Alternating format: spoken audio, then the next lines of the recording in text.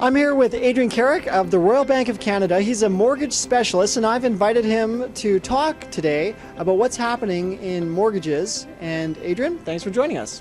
Pleasure to be here, Lucas. So what did you come prepared to talk today about? Well, today I thought I'd focus a little bit on the variable rate mortgages.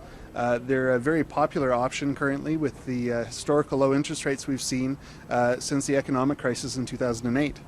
I think it's really important that people realize that we are potentially expecting some increases on the horizon from the Bank of Canada. I'm not sure if many people know, but the Bank of Canada actually meets every 7 weeks to make their policy announcement, and that in turn affects what the banks, the financial institutions out there, charge as far as their prime rate goes.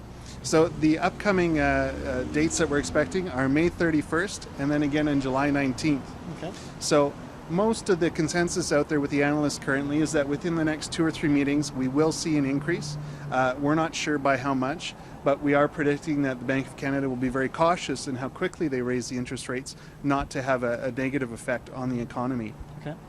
The big reason behind the looking for the increase is that the Canadian economy is picking up, and we are seeing a large amount of inflation caused from things like fuel and food here over the recent months, causing a 1.1% jump from February to March inflation rates. Wow, okay. So with increases happening, people always ask, what do you feel about a variable rate? Is it a good time to lock in on a mortgage? A lot of that is going to come back to how much risk a person wants to take or not take. Obviously, fixed interest rates are still very low, when we look at historical norms, and it may be a good potential opportunity for people to consider locking in. However, there still is a large gap, almost 2%, between the current variable rates and fixed rates. Wow. So some people may choose to take a little bit more risk and ride it out and see how long they can carry on with these low rates. Sure, okay. And that rate, we talk about the prime, what is that hovering at right about now? So currently it's at 3%, and it's been sitting here since last September, after we saw 3 consecutive rate increases from the Bank of Canada in June, July, and September of last year.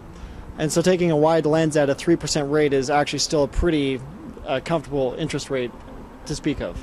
Absolutely, it's fantastic, and again, when you look at our historical norms, we're right close to some of those 65-year lows. Wonderful, okay. Yeah. Well, great, Adrian. Thank you very much for joining us. I've included Adrian's contact information here on the screen, and thank you for watching.